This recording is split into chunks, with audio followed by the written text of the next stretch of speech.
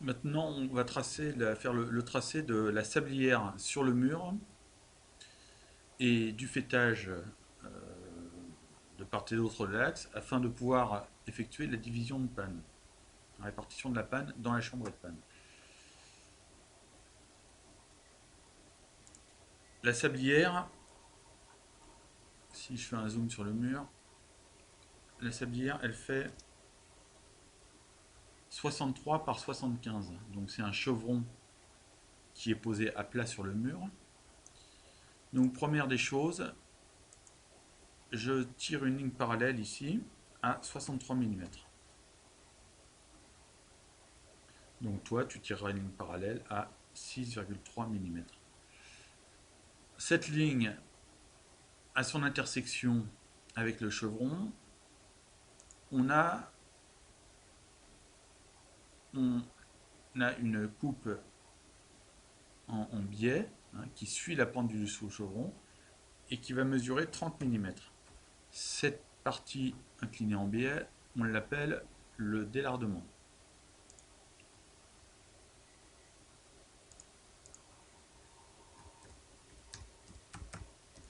Délardement. Ici, donc, on le fait de 30 mm. Alors 30 mm, c'est une longueur qui va nous permettre de positionner, le chevron sera en contact, sur un bon contact avec la sablière. Donc le fait de faire une pente, ça évite que le chevron appuie sur l'arête du morceau de bois, du chevron. Et ça nous laisse une longueur suffisante pour pouvoir mettre une pointe de 140 dans le chevron, qui rentrera ensuite dans la sablière. Et donc ça nous permet de positionner la pointe assez précisément, de sorte à ce qu'elle ne sorte ni au-dessus ni au-dessous. Donc ceci devient l'avant de la sablière. Donc là on a le dessus, le délardement, l'avant de la sablière. La sablière fait 75 mm, donc on recule de 75 mm.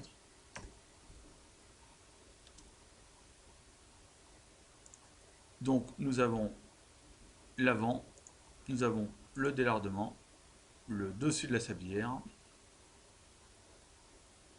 la face arrière de la sablière et le dessous. Donc là ici se dessine ma sablière. Alors celle-ci, on peut constater qu'elle est un petit peu dépassante à l'intérieur du mur, tu vois, elle dépasse un petit peu ici. Euh, bon, si elle dépasse juste de cette valeur-là, c'est-à-dire de 4 mm, c'est pas vraiment un problème. Bien sûr, si elle était à cheval et que la moitié de la sablière dépassait à l'intérieur du mur, ça serait un peu embêtant. Mais pour le cas, ça ne nous pose pas de problème. Et en fait, ceci est dû à l'étroitesse du mur. Là, on a un mur qui fait juste 150 mm. Euh, un mur en maçonnerie, en parpaing, lui, fera 200 mm de large. Donc du coup, la sablière, elle poserait complètement sur le mur. Donc la sablière est faite. Maintenant, le faîtage. Donc le faîtage, quelle section fait-il? Il fait 50 par 150. Donc par rapport à l'axe, je vais déplacer de 25 d'un côté. Je vais décaler de 25 de l'autre.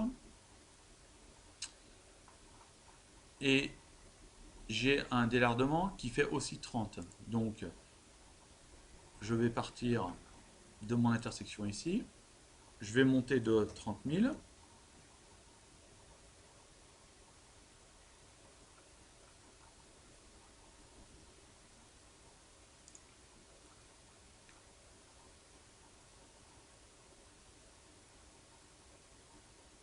À partir de ce point-là, là j'ai mon dessus de faîtage,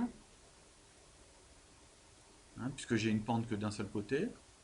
Ensuite, mon faîtage fait 150, donc je vais redescendre de 150 mm. Là j'ai mon dessous faîtage. Là je reviens au point de départ, à l'intersection avec la face et le dessous chevron. Et là, je ferme ici. Donc là maintenant, je me retrouve avec mon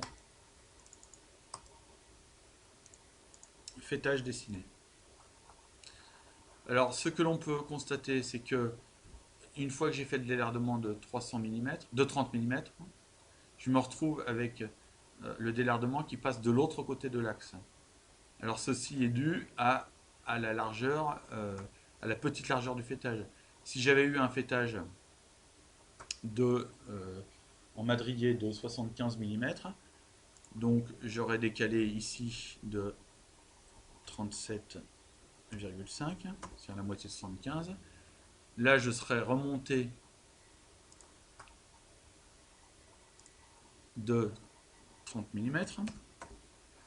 Du coup, mon dessus fêtage aurait été ici. Il serait reparti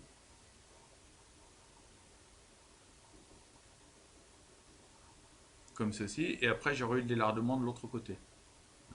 Donc là, sur ce fêtage là, avec un fêtage de 75 mm, j'aurais eu un plat sur le dessus du fêtage, ce qui n'est pas le cas ici.